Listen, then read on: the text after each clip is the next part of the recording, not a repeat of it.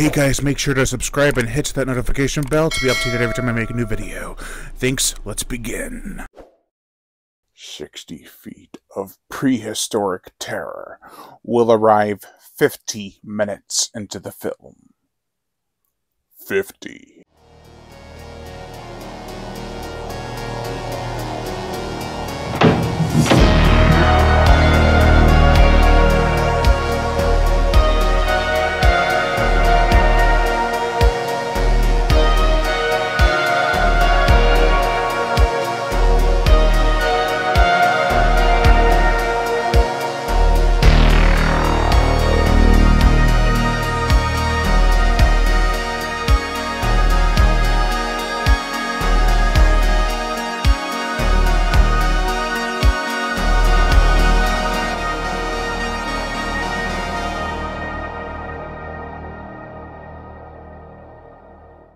Megalodon from 2004.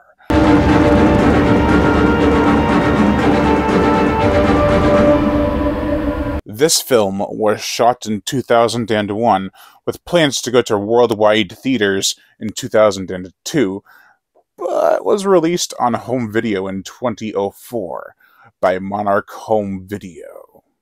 The plot: at an oil rig in the middle of the Antarctic, something is uncovered. At first, it's just a cavern. Then, it's a prehistoric fish with a bad attitude. Soon to have released a school of these prehistoric fish, the oil rig workers have no idea they have just unearthed something much bigger. So it is probably pretty obvious why I chose to review Megalodon. The Black Demon has a similar set piece and creature. However, whereas the Black Demon had a decent budget behind it, 2004's Megalodon seemed to have many limitations. Sure, for being completed in 2001, the film does have some decent effects. Some kind of still hold up, while others not so much. They're really hit or miss. It's obvious that there was quite a bit of faith put into this production, but the producers probably backed out, which led to what we have here. Not even in 2002 would this be considered a wide theatrical release. I also don't think the movie was supposed to be this short, and a lot more action was probably planned. It's a 91-minute feature, with 79 minutes worth of film. The rest are end credits. It could have easily worked for an hour 45 to 2-hour adventure. It's even got a PG-13 rating for some adventure, violence, and peril. And it could have been a real moneymaker and sold out with tickets had it had the right producers behind it. The editing is also quite poor in the film.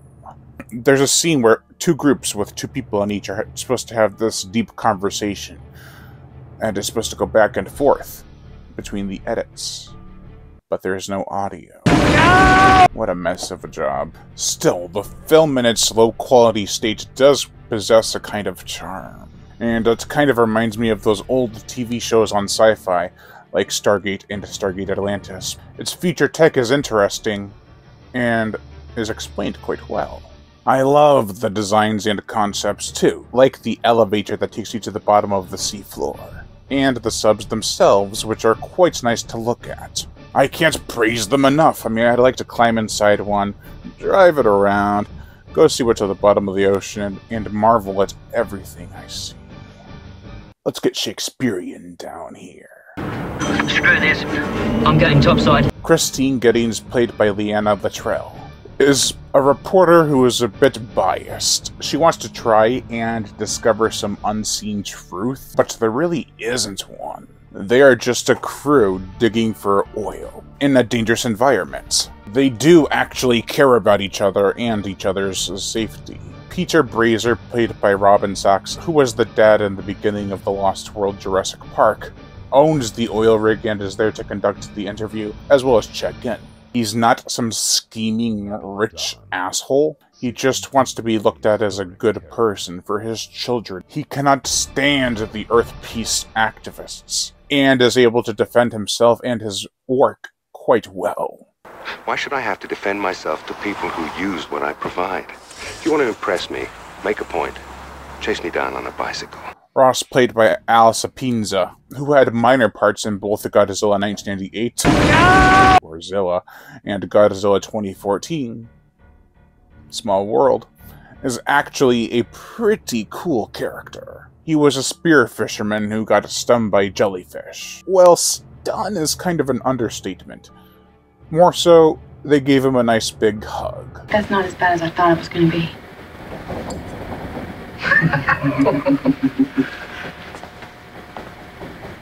His snow-white hair and beard and badass demeanor really made him stand out. He's still a caring guy and is able to have fun with the crew. He isn't a stone-faced character, he has humor to him. Mitchell Parks, played by Mark Shepard from BoA, Deep Shock, and Extinction Jurassic Predator, is the doctor of the group.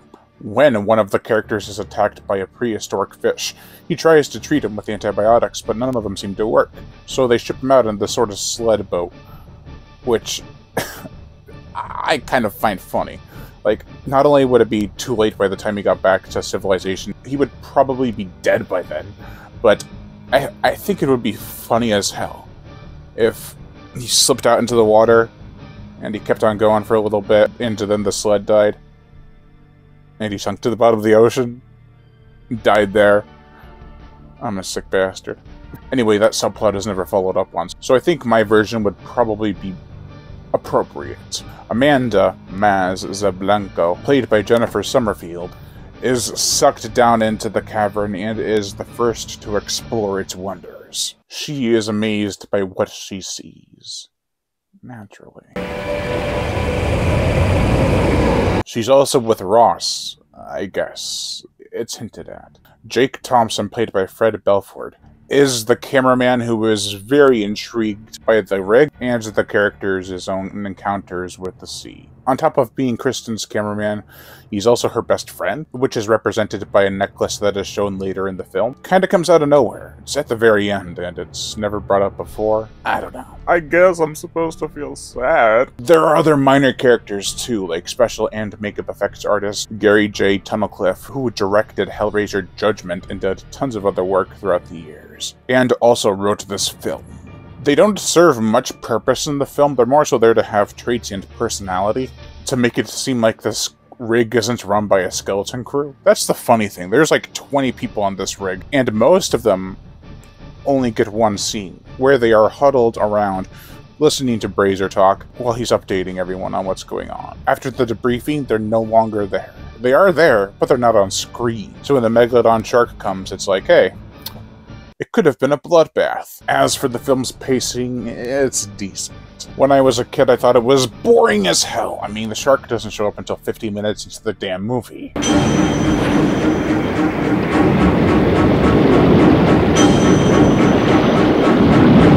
Watching it now, I became sort of intrigued by the characters and the sets and appreciated what they had accomplished, given the budget. For the gore, the effects, we get a bloody fish attack and a head severed from the body of a fish, which happens in a real lackluster event.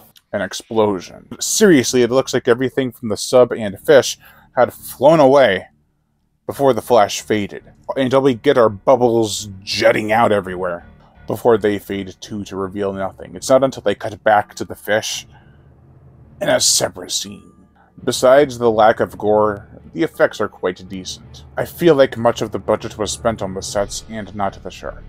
It just looks like an oversized great white with stains under its chin and some age added to its skin. Nothing really stands out. There are also dunkleosis in the film. There's an up-close encounter as well as a school or a shoal of them swimming out from the cavern. They look great. There's even a practical effect with the up-close one. I would have loved to have seen a sequel with them, but alas. The motion picture soundtrack. The music is actually quite good. It sounds epic, like it's supposed to be important or something official, in a way. It can also be pretty tense, and the violins definitely help with that.